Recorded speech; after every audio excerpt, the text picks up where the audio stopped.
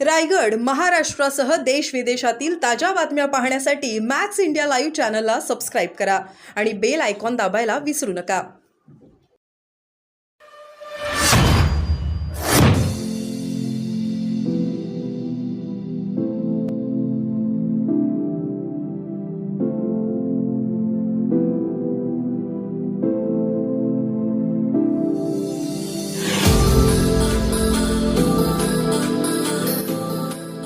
झेंडा फडकायला आज बाहेर पंजाबला झेंडा फडकतोय, काय वाटते, काय प्रतिक्रिया?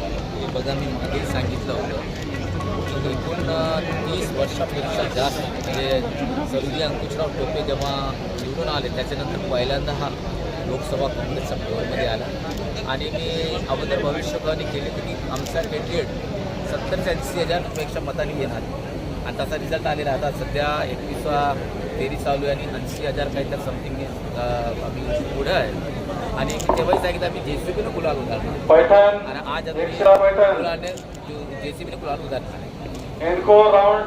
काय कारण असू शकते ह्या विजय? महाराष्ट्रात जे ट्रेंड चालला आहे तर ट्रेंड द्यायला आम्हाला सर्वात जास्त फायदा कोणामुळे झाला मी स्पष्ट सांगतो की जेव्हा सन्मान्य उद्धवसाहेब ठाकरे मुख्यमंत्री असताना त्यांना ज्या प्रकारे त्यांची खुर्ची त्यांनी हिसकून घेतली आणि यांना इलिगली त्यांनी त्या खुर्चीवर बसली तर लोकांमध्ये चीड आणि नाराजी झाली. आणि मग दुसऱ्यांदा अजित पवारच्यावर सन्मान्य पंतप्रधानांनी बोलायचं की 70,000चा घोटाळा केलं, असं केलं आणि नेमकं 3 दिवसात त्यांना पुन्हा उपमुख्यमंत्री केला. त्याची चीड आणि नाराजी जे महाराष्ट्राच्या लोकांमध्ये ना त्याचा हा पाऊल आहे. लोकांनी दीडचा मतदानात रूपांतर केले. आपल्या शाळेच्या माध्यमातून काय म्हणाल सर?